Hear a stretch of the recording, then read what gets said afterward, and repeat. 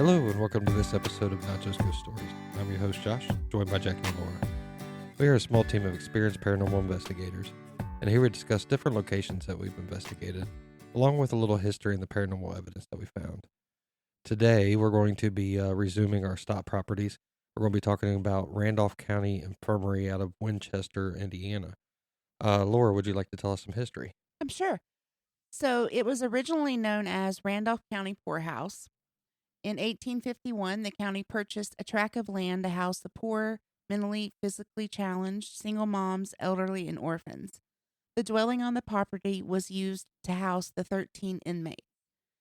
In 1853, a new wooden building was erected to house 16 inmates. In January of 1854, that building was destroyed by fire and was replaced in 55 to 56 by a new two-story brick building.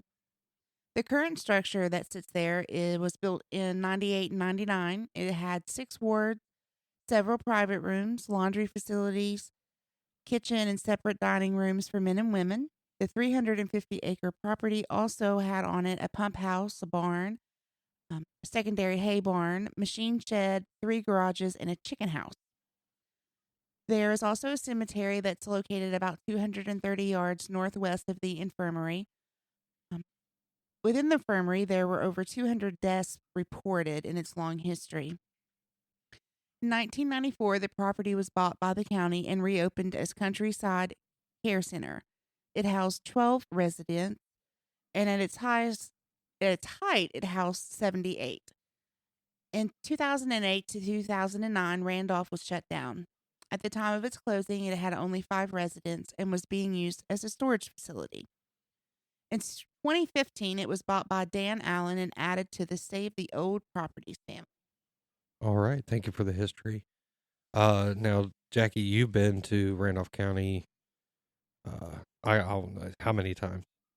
Um, well, actually, I think I did the ghost hunt with you. I did a ghost hunt before that, but then they also offer you can rent the place out to take pictures. You get it for like 2 hours, and you can they turn you loose in there, and you can just take pictures. That's during the day. I did that with my daughter, and of course, being a ghost hunter, I took a recorder, and I did get some activity on the recorder that day. What type of activity did you get? Now, this was just during the photo shoot, like Yep. the 2-hour rental Yep. for a photo shoot. Yep. What kind of activity? I got a voice. I think you said hello. There you Oh, go. no. I got a voice that said get out.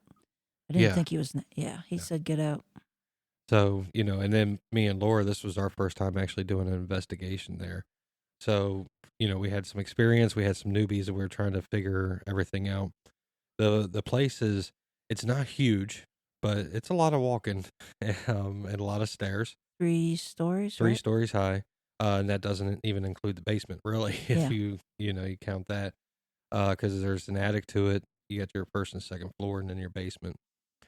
So it's, a pretty, and then it's longer in the background, and go online and look at pictures of it because it's a really cool looking building.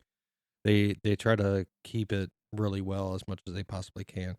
A lot of the original tiles and stuff are still in that from when it was rebuilt too. So, what was your all's first initial feelings when you first got to the building for this ghost hunt? I was really excited because this is one of those that it seemed, if you live in the area that we live in, it would be crazy to have not done that one. So I was excited to get in there and for it to be, a poorhouse. You just never know what you're going to run into there. It's really they just put unfortunate people, all in one spot. So pretty much their whole lives were trauma filled. So you're going to get some activity. Yeah, I mean, it was for me, pulling up to it, just seeing the, like I said, it's not huge, but just kind of like looking at it, going, man, there's a lot. You just feel the history, kind of on that property and in the building itself. So I was just getting a lot of that, and then trying to, set up. We had met the person who let us into the building. I think Dan was there, one of the owners. He was there too. Yeah. So we got to, talk to him for a little bit, talk to them about stuff. The one girl was from Illinois, I think she'd said, right? Yeah, Illinois. I was going to say Indiana, but no, she's from Illinois. She's Yeah. about a 5-hour drive. And she comes up every couple weekends and, you know, stays the night there, or she'll stay the night at one of the properties and helps upkeep. She volunteers. She She doesn't get paid for volunteers, this. so she does, yeah. So she was telling us about stuff that they had happened just the night before from a ghost hunt. So just kind of giving us some insight of different things that was happening, which was kind of nice to have. So we ended up setting up. Where do you guys want to start? I think one of the very first places we went to was the attic. Well, I was trying to remember. As the building is together but separate.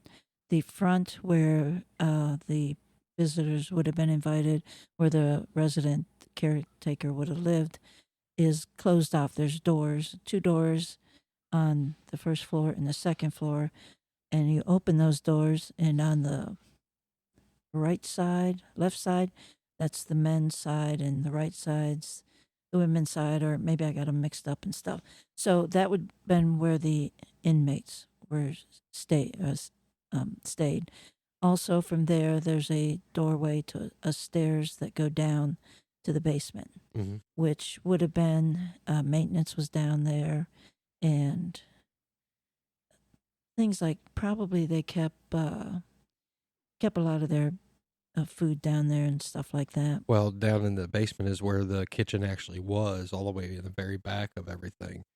You walk down, a long hallway, and that hallway, even in the basement, had a middle wall between it, like they did on the other 2 floors up top, where you kind of could go down one side. It ended in the kitchen, then you come back out of the kitchen into almost like what would be, I guess, a dining room area style type of thing, a larger room.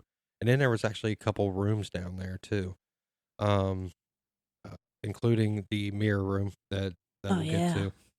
Um, And they probably had to store files and everything. So yeah, the one of them had a bed set up in it. To me, when I looked at it, I'm not 100% sure if somebody actually stayed in that room, and maybe they got overpacked. And they said, maybe somebody that wasn't as much of a issue and helped out a lot. They said, if you want to stay down here so you can be away from some of them upstairs, they might have done that for them. I could see that, but to me, it wasn't really set up like a bedroom down there.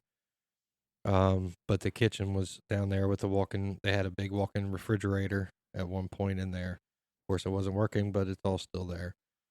But yeah, we ended up kind of walking through some of the hallways and ended up in the attic. And we came in from the back side of the attic. There's actually 2 ways Yeah, into we the had attic. walked all the way down the hall, and there's stairs at the front and stairs at the bottom on both sides, or at the bottom. And we had walked all the way down the hall and went up those stairs. Yeah. We came into the attic from the back side. Now, to me, the attic is. I'm trying to figure out the best word to describe it. Not really Weird. spooky, but yeah, it's got a weird feel to it. As soon as you kind of walk in, got a higher type of angled ceilings. It wood floors, very all open. The whole entire thing is open.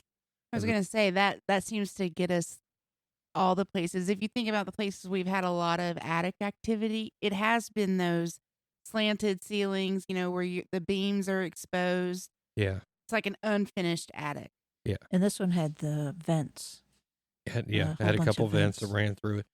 Well, it had the spinner vents at the Yeah. top too, that you kind of had to watch because sometimes they would kind of spin a little bit and make a little bit of noise. So it kind of freaked you out, like when you were just sitting there in the dark and all of a sudden you hear something, you're like, "What's that?" And shine a flashlight up. Oh, that's moving. Okay, so you kind of gotta make sure you distinguish from that. But it was just a very large room. Had some weird feelings. I think we were getting like a shadow figure that was kind of running around there, but never really got Also, anything from it. that one wall, we had come up into the back, and there was another wall between where the attic would have been over the residents, the caretaker's place. Yeah. And there was a lot of weird light play on that wall, like almost like something forming, but not quite. Yeah. Now, as far as EVPs and K2 hits and REM pod hits and stuff like that, I don't think we got any of that up there that I can remember. Actually, I know for a fact we did. We did stay up there for a while though, because you can feel it, like just trying to have something happen. But Yeah, there was like a spirit energy around you all the time while you're up there in the attic. I will say, at one point, uh, I remember I had to walk back up into the attic, and I'm standing at the bottom of the stairs, and for some reason my heart was just racing, just looking up. One of those things you stop and go, I don't think so. Yeah, and I was by myself. I think I was going up to get the camera that we had set up Yeah. there, and I'm just going, I want to get in and out of here as fast as I possibly can because I don't think, for me, I don't think I should have been in there. I don't know why. And this was, of course, later on in the ghost hunt that we had, but it was still just one of those feelings. When I was with you guys, I didn't have as many of those, but I know that things were around. When I was by myself, and a lot of people are like, "Well, when you're by yourself in the dark, you kind of get freaked out." No, we were packing up for the night. Right. we, you're I was. also so tired at that point that you usually don't. You don't care. You don't care. This one I Yeah. cared. I walked up those stairs and just kind of stared at it. And but the first time I'd walked back up those stairs to do something, that's when we noticed the door on the attic on the front side of those stairs had been opened. After Right. we closed it, we had left the attic and we had gone down the stairs. I remember closing the door because I was the last one out of there. I know I latched the door. But when I came back up to look at something or do something up there real quick, the door was open. And that happened about 3 or 4 times. Yeah. And we had checked the door. And of course, this is the funny part of ghost hunting. If you're not a ghost hunter, this would be very hilarious. But we're up there closing the door and then jumping around like a bunch of rabbits and stuff, stomping, knocking on, I mean, punching running walls. up and down the Yeah. stairs as fast as we could in order Yeah. to try to get something to happen.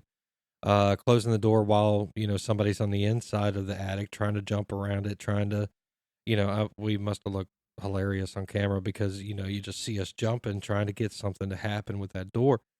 And when it latched, you heard it latch. Yep. There's an audible latching noise and you could push on the door and it won't open. So you have to literally turn that handle in order for something to do it. And it happened a couple different times throughout that night, which was kind of fun, I thought. The last time we went up there, that door stayed closed. Yeah. So To me, Strange. to me, that was a good one. Now, from this point, I think we ended up just going down to the second floor. I believe it's the men's hallway that we started to kind of just walk through and see what we were going to get, trying to see if somebody's going to shout at us. Do you guys remember any feelings from there? Well, I had, the first time I had been there were 3 of us girls, me, Tina, and Carrie. And we had broken off from the guys because it is a definite men's side and women's side. We were on the men's side, and all 3 of us felt like there was something pushing us. And it wasn't until we stepped to the other side, he stayed in the doorway. I always felt he was like kind of small, but he was pushing us because we were women on the men's side. The minute we stepped onto the female side, he didn't come over there. He stayed right there. And I was kind of waiting for him to come again. So obviously they were very strict about separation when this place was open. It considering that the spirits are still trying to keep it. Yeah. Yeah. I mean, for me, I don't remember a whole lot from. Well, I remember walking through everything, but I don't think I really had a whole lot happen. Now, I do remember, Laura, you were, I think it was the women's side on the first floor. You kept getting this feeling like you were trying to walk toward, like there was a lady that needed something. She was hurting or something like that. And you kept trying to go to it and it kept running away. So you'd back away and it would come back. I don't think we got any evidence showing that, but it was more of your feeling, what you were kind of seeing at the time. Do you remember that? Somewhat, yeah. But those feelings are common sometimes when we're in places like that for me. But this one wasn't. That one wasn't residual. I believe that it was an intelligent haunt. Just because of the way it would back off. I'm almost wondering too if like the reason that we didn't get any direct communication these times that we knew there was somebody there is how many were there that didn't know how to communicate or just were completely mute. Yeah. I would be curious to know, what the generalized population was, I guess to say. I don't know if you guys were with me, but I did get some pendulum activity talking to the cook in the kitchen. Yeah, that's where I was going to head to next because to me, one of the more memorable parts of this building was the basement. We actually had a door open on us down there. It never shut. We had shut the door and it ended up opening up on us. That one we caught on camera. And we did catch that one on camera. At that point, we're kind of like, are they wanting us to go that way or are they wanting us to not go that way? We're trying to. Well, it was like somebody either entered or left. And watching it on camera, it swung open. It opened inward, maybe about 2 inches and stopped. So Yeah. you're thinking, maybe wind or something. But from there, it opened far enough that a person could pass through. Yeah. So, which was kind of a weird thing because it did open, kind of stop, and then continue to open, which, for me, it gets me like going. I get giddy at that point. Like, okay, I want something now to really happen. It's So a whole different ballgame when something moves. I mean, that's completely different evidence than hearing, an EVP or having, a device light up. When you see like a door move, yeah, Yeah.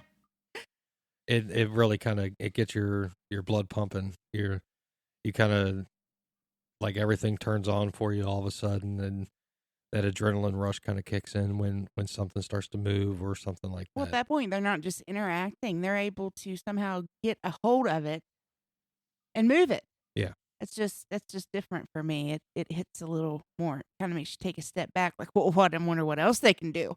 Yeah. Also, down in the basement, we had set up in the one room several cameras. We had the HD camera, we had a GoPro camera, we had the Dandy, Mm-hmm. and I believe we had a REM pod or I think it was maybe proximity K2. sensor Proximity and sensor. a K2.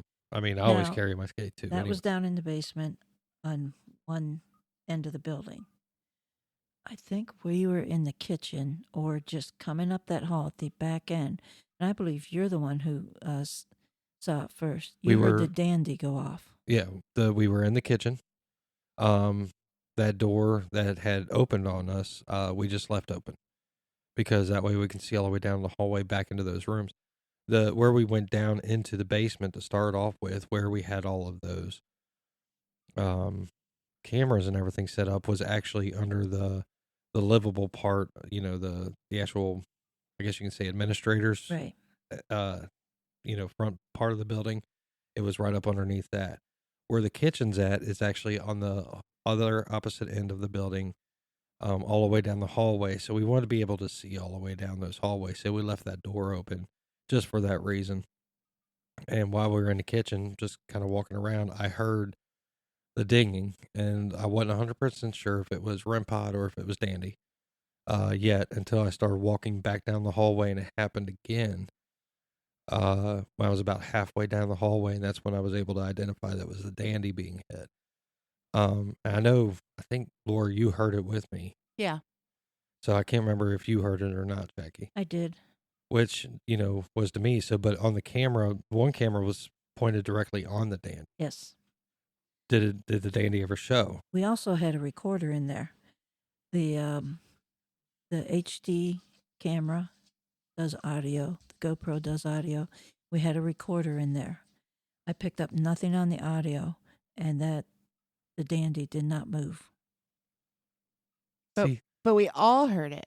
It's like, oh, if one person, then you'd be like, well, I mean, because the GoPro was sitting in kind of like the middle room, the HD camera was kind of off to the side in a different room. That's where the Dandy was. REM pod was sitting in the main room. GoPro would have been on the REM pod. HD camera on the Dandy, if I'm not mistaken, right? And all So of them were in a line so that they were all covered by both cameras. yeah. So even if it was the REM pod going off, we still should have caught that. Yeah. Right. The REM pod didn't go off. The Dandy didn't move. Now, this is something I've run into with the Dandy.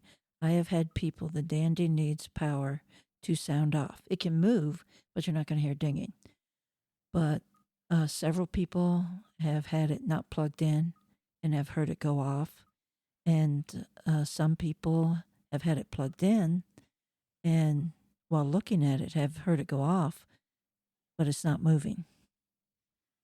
See, that's just odd to me. And see, the one awesome thing about that piece of equipment is you made it. I mean, you and Tech Jeff developed this, and Yeah. Made it. It's meant to play music. It's meant to play music because music is a universal language.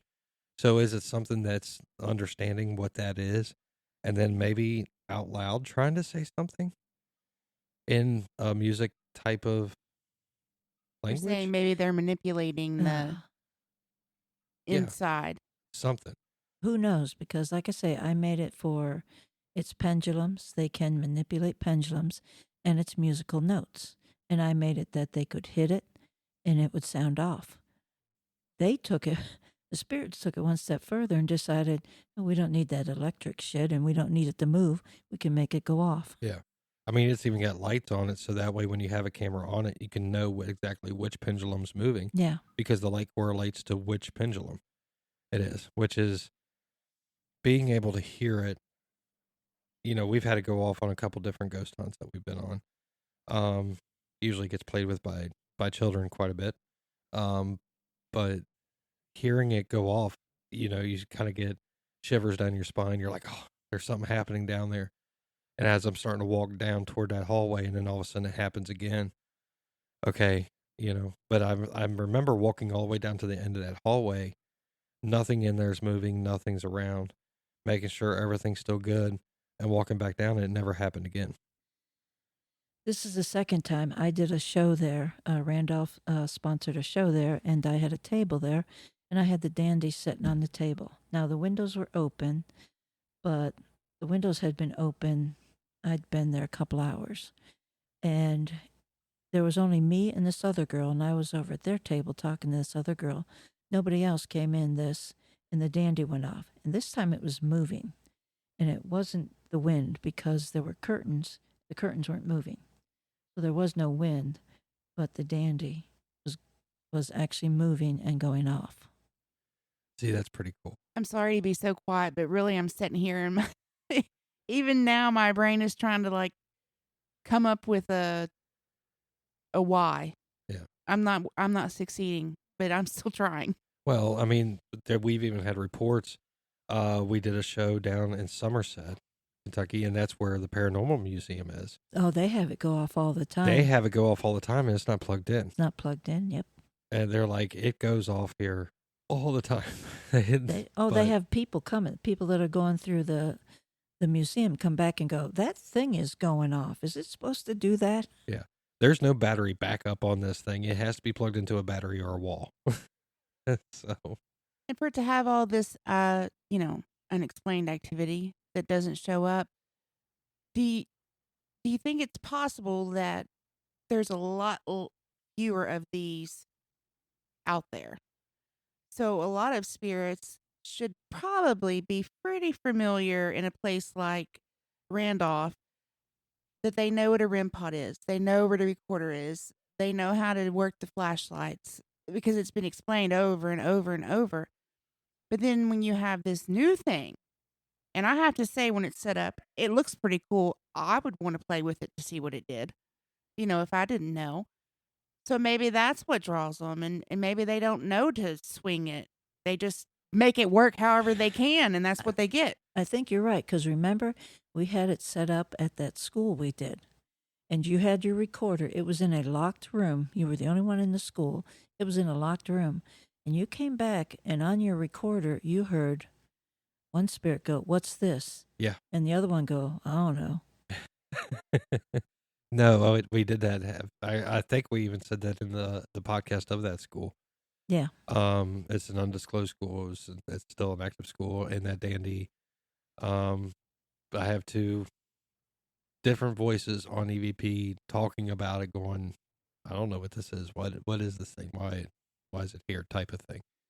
And Which is pretty cool. and the way it's situated, it's got, and this is a technical term, it's got shiny shit on it. So I can see a spirit going, oh, let me just poke it. So. Well, and then like you even have on some of the pendulums of them, like the tree of life is on there. One's got a wolf. Is that Fox. a fox? So there's intriguing specs to it if you don't know what it is. Yeah. Well, the cool thing is though at Randolph, I heard it go off. I know for a fact I heard it go off, I did too. and to not catch anything, 100% knowing that it went off, kind of throws things a little crazy. It makes me want to go back into that area and figure out what the heck's going on. So I wish I'd been. I think this was getting kind of more toward the end of the night because It was. We were tired. we were tired because by that point we're like, but we were in the kitchen. The kitchen was a very interesting place to me. You can feel a lot of history, a lot of work was done in that kitchen. But I don't think we caught anything out of that kitchen either.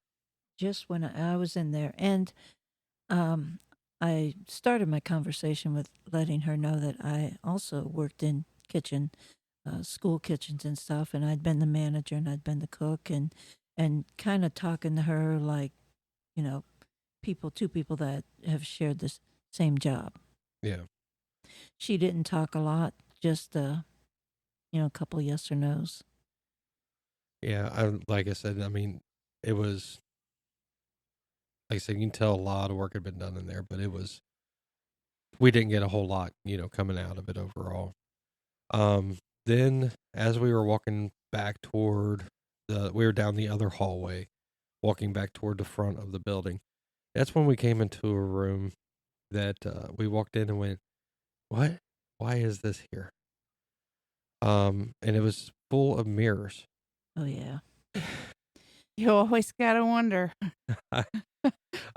We were kind of like, what is this set up for? Is it kind of like scrying? But then you're surrounded almost 360 degrees by mirrors for scrying. And in the center, there was a mirror which was facing. There were two mirrors facing each other. Yeah, and I mean, it was just to me very odd. But there was also one mirror outside of the room. Yep. It was in just another smaller room that was right next to it. You have to enter through that one to get to this room. When you walked in that mirror room, it was different. Chaotic energy. It was, yeah. I mean, it was crazy different. The feeling in that room. I think we kind of investigated a little bit in there, and we all went, we don't like it. It's hard to say. I ended up moving that one mirror just to see if that would, make it calm it down, I guess, so we could tolerate being in there. Right, we did. I remembered. Well, the one thing we did is just pick up the mirror and finally flip it around, to not face toward that. And it seemed to change a little bit of the energy, but it was still a little chaotic in there. I think things were just slowly starting to come down. But we had to spend the night in the building. I was going to say, that's why we did that, because it's like, we're spending the night. We don't need this open portal here. Right. We know that opens them. We used to that before. So we were like, yeah, we're going to stop this, and just turned around that mirror and said, okay, we should be good. Now, I did feel bad because that might have been somebody's experiment, but we put it back the next day. Okay. Yeah, when we woke up to get ready to leave and we were checking everything, we flipped it back around. So, but I was like, yeah, somebody can continue with that experiment while I'm not trying to sleep here. Now, if you want to call it sleeping, we didn't really sleep. I didn't sleep all that much. Yeah, well, we went to bed late and got up early. But actually, I did sleep. I wasn't woken up by anything that had me grabbing the recorder or anything. Usually that does happen, but there it didn't. Yeah. For me, it was just light. They had a big Yeah. almost spotlight on the front of the building. I was kind of like, yeah, I wish I could turn this off because that's what kept me awake. Well, It wasn't any paranormal activity. It was just light. and there was a lot of traffic there, like There, all hours. which was kind of crazy to me. I mean, the traffic. Yeah, we kept saying, "Oh, it's got to be about to slow down." Semis. A lot of it was Yeah. semis. Yeah, 3 o'clock in the morning, semis coming down that road, going toward Winchester or out of Winchester. It's kind of like, why? And they're flying at that time of night, so it's pretty loud. And we had tried to order pizza and have it delivered from They Winchester. were all closed. And they were all closed. However, I will give props to somebody who, when I called them, we did get pizza. Yeah. When I called them, I said, I'm trying to do this, and it's telling me that you guys don't deliver here. And she's like, well, technically we don't. And I'm like, well, I would, we're just trying to get some pizza. We called some other ones. They were already closed. And she's like, you know what? I'll bring it to you. So she took our order and actually drove it out to us, which was awesome. I think it was the local Pizza Hut out there. So if you're there and you're hungry, if you call the Pizza Hut and you're nice to them, they will do that. It was the reason that they stopped letting people do like online deliveries and stuff is because they said that kids would order stuff to their, being funny, and I mean that hurts a business. Did she say she wouldn't come in though? We had to meet her outside. You had to go to the gate. I had to. She pulled up in the little driveway, but that's as far as she would go. I actually had to go out to the car and get it from her. She was too scared to come anywhere close to the building. So, but we gave her a good tip. Which ought to tell you something because she's from there. Yeah. We had another weird thing happen. I don't know if you guys caught it, but we had set a trail cam outside on the corner of the building. Yes. Now, it was Now setting there, leaning up against the building. So well, do you want to tell them why we put the trail cam there? we were checking out. The first time I went there, and Carrie was with us, we were inside, and I was going upstairs, and they were standing on the landing looking out at this shed. And the first time I went there, it was a winter special, and the building's not heated. And it was literally so cold that after a half hour, we had no battery life left. We'd have to go in and change batteries and stuff. So she's standing out there, and she's like, I was here, and some guy just came out of that shed. He's in shirt sleeves and overalls, and he came out, stood there, looked at the sky, and then went back in. Now, there was nobody there, that building, and they would not have been in shirt sleeves. That was the coldest day of the year. I think it was in that building, it had to be minus something. Yeah. So we decided we're going to put a trail cam outside, put it on the corner of the building facing toward that shed and the main doors, Right. where she had said she had seen that apparition. And the next morning, The trail cam was laying down on the ground. What I don't understand, if the wind had been coming towards the trail cam, it would have just leaned back against the building. If the wind had come in at the back of the trail cam, it was at a corner, so its back was towards the building. Two things. Why was the trail cam on the ground? And it landed face up. The height that fell from, maybe 1.5 feet. I was about to say that at tops, I was thinking maybe 2.5 feet. It should have landed face down. It landed face up. It was not right by the building. It was probably about 12 inches from the building. And I still got its motion sensor. I still got pictures. But I never saw, one time I saw a bird in the sky, and that was it. So I don't know what triggered it.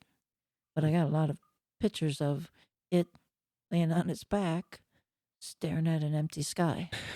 You would think even if it was the wind that knocked it over, it would have been taking pictures because technically what it was seeing was changing. Right. So that should have motion activated it, right? But I mean, in theory, yeah. it should have. Yeah, I should have had a picture of it falling. And if the wind's going to knock it, is the wind going to physically sneak around a building, scoop it from behind, and lay it 12 inches from the building. No. Yeah. Exactly.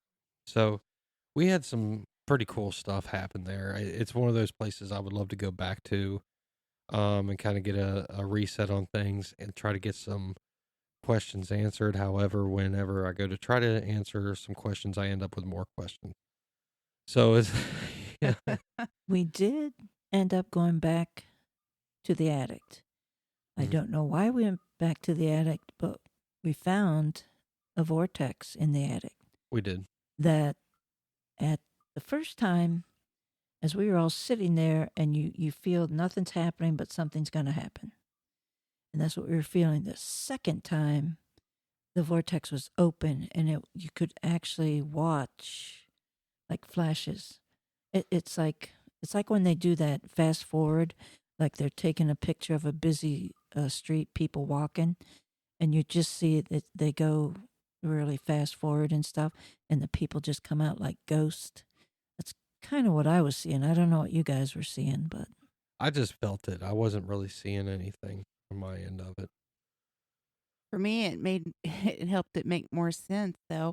I wonder if we were somewhat feeling that the first time around, at the beginning of the night, and we just didn't know that. Yeah.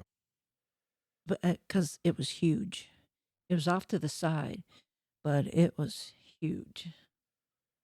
Well, final thoughts on Randolph. Randolph's a nice place to visit. I would I would stay away from the coldest day of the year to go visit it because dang, it's cold there. But Yeah, I mean, I would probably. I think that we've already discussed. There's a few things we would do different if we did go back. Mhm. So I would definitely say it's a good place. It was kind of low key and there was activity, um, and still a lot of unexplained things there. So it's a win-win. For me, I mean, it's an amazing building, a lot of history. I would recommend it to any even starter ghost hunter, somebody who's just learning how to do everything. I would recommend it. It's a really good place to kind of learn different techniques and do different things inside of the building. It's definitely a place I want to go back to, especially with it being a stop property, saving the old properties. Those guys are some of the greatest that, as far as working with them, they're really, really good to work with.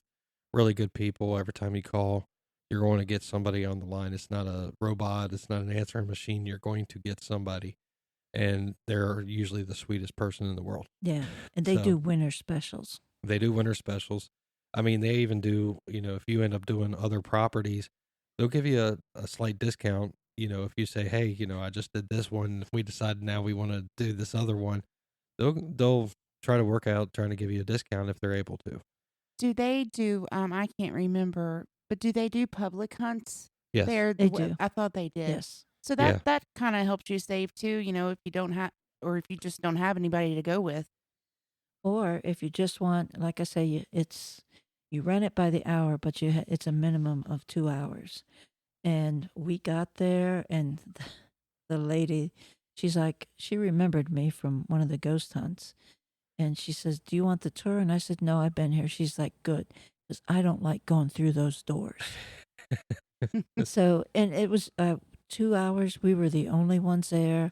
We could wander around as much as we wanted to, take pictures and things like that. And that would be a good introductory way at a decent price to maybe find out if you wanted to go back to this place. Well, just remember, any money that you put into whatever property you're ghost hunting for, saving the old properties, goes back into that building. They don't make a profit off of this. They're doing it to help the properties themselves and make sure that the history is maintained on these places, which I really like. There has been, and we haven't been there, but we'll get there. It's called the Gill House, and I did a ghost hunt there. It's a gorgeous house. It's got a staircase in it. It's like, oh my God, gorgeous house. It has Henry Ford drove one of his first automobiles up and down that road. So it has history. And again, it's people stepped in to save it because Taco Bell was going to buy it and turn it into a Taco Bell in a parking lot. Yeah. the place where Henry Ford drove one of his first cars was going to be a Taco Bell. I want to go there. We'll get there. Yep. So, well, make sure you join us for our next podcast because we're going to be talking about one of the last stop properties that we've ghost hunted. They have one other one, but it's not open for ghost hunts right now. So this one is the Boyhood Church of Jim Jones, the man who started the People's Temple and took them down to South America, and then it was a mass suicide. So he grew up in Indiana, in Lynn, and we went to the church that he grew up in and actually did some preaching and stuff in And too. he actually came back after he founded the People's Temple. He come back there as a guest preacher and stuff. So just remember that for our next podcast. So until And then, it has an omens room. So until then, this has been Not Just Ghost Stories. We have been your hosts, Josh Laura and Jackie. And until next time, you can find information and contact us on our website at notjustghoststories.com and see evidence that we've discussed on Facebook at Not Just Ghost.